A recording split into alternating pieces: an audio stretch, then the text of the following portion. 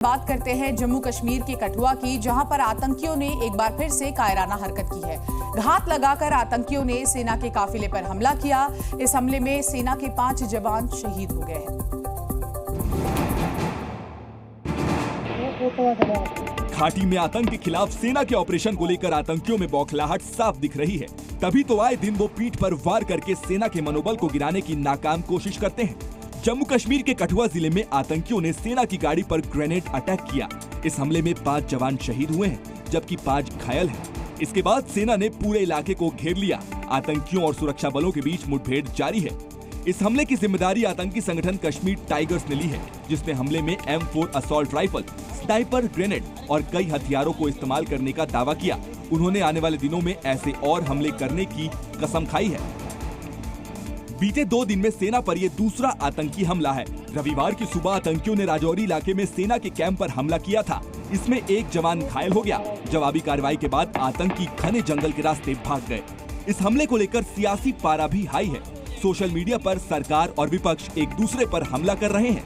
राहुल गांधी ने social media के जरिए सरकार पर हमला बोला, तो वहीं केंद्रीय मंत्री गिरिराज सिंह ने उस पर पलटवार करते हुए विपक्ष पर सेना को गाली देने का आरोप लगाया।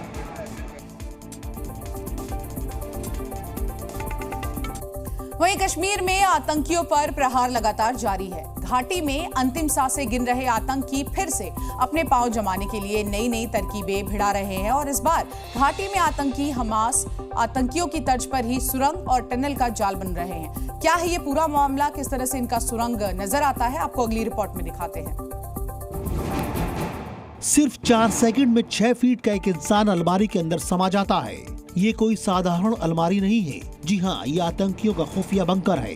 इस खुफिया बंकर को डिकोड करने के लिए आपको इन तस्वीरों को ध्यान से देखना होगा। ये आतंकियों का कमरा है।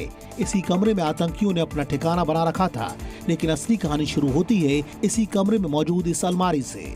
इस 3x2 की अलमारी के अंदर इतना गहरा तहखाना था कि एक इंसान आसानी से समा गया। इस खुफिया बंकर को बम प्रूफ बनाया गया था। अंदर से सीमेंट के पत्थर लगाए गए थे।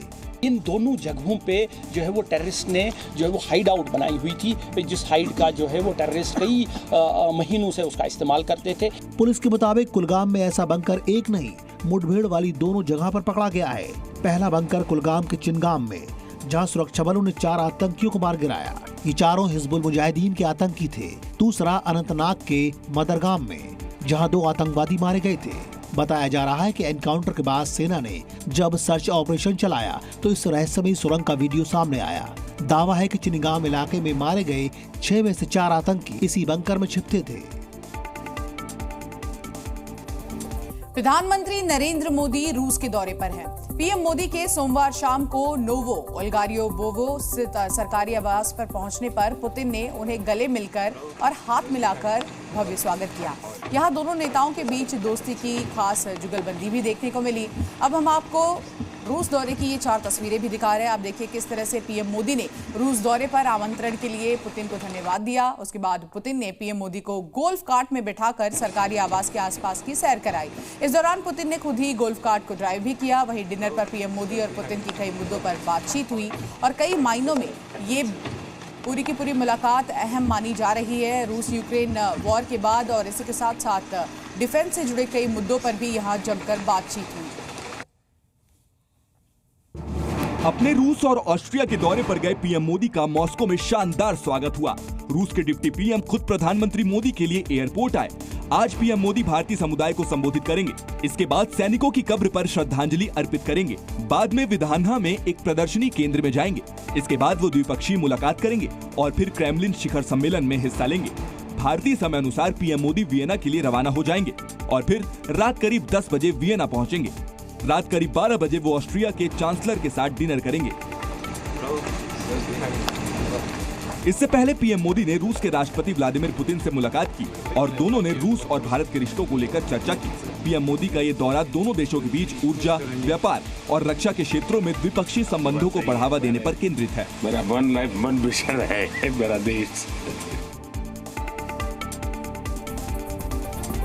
वहीं रूस पहुंचे पीएम मोदी का भव्य स्वागत किया गया। मॉस्को में पीएम मोदी की मुलाकात रूस के राष्ट्रपति व्लादिमीर पुतिन से हुई तो दोनों ने मुलाकात के दौरान एक दूसरे को गले लगाया। इस दौरान पूरी दुनिया ने दोनों के बीच न केवल गजब की केमिस्ट्री देखी बल्कि उसके गवाह भी बने। भारत की रूस के साथ दोस्ती कई दशक पुरानी है। बेशक दुनिया कई धड़ों में बनती बिगड़ती रही, लेकिन भारत की रूस के साथ दोस्ती हमेशा मजबूत बनी रही। रूस ने भारत का हमेशा खराब वक्त में साथ दिया। अब जब पीएम मोदी रूस की राजधानी मॉस्को पहुंचे हैं, तब भारत रूस दोस्ती की मजबूत मिसाल तो देखने को मिली है। साथ ही पीएम मोदी और राष्ट्रपति पुतिन के बीच आपसी केमिस्ट्री भी गजब दिख रही थी। जब पीएम मोदी रूस के राष्ट्रपति व्लादिमीर पुतिन से मिले तो उन्हें हाथ मिलाने के तुरंत बाद गले लगा लिया। सेकंड के 10वें हिस्से से भी कम में पुतिन ने भी बिना वक्त गवाए पीएम मोदी को गले लगा लिया। दोनों ने एक दूसरे की पीठ पर 2 बार हल्की थपकी भी दी। फिर से दोनों ने दोनों हाथों से एक दूसरे का हाथ पकड़े रखा। इसके बाद दोनों कैमरे के आगे चेहरा करके मुस्कुराए।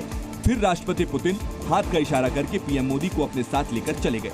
राष्ट्रपति पुतिन आमतौर पर बेहद कम नेताओं से ही गले मिलते हैं। ऐसा भी देखा गया है कि पुतिन कई बार राष्ट्र प्रमुखों से मिलते वक्त दूरी बना लेते हैं। Zee News।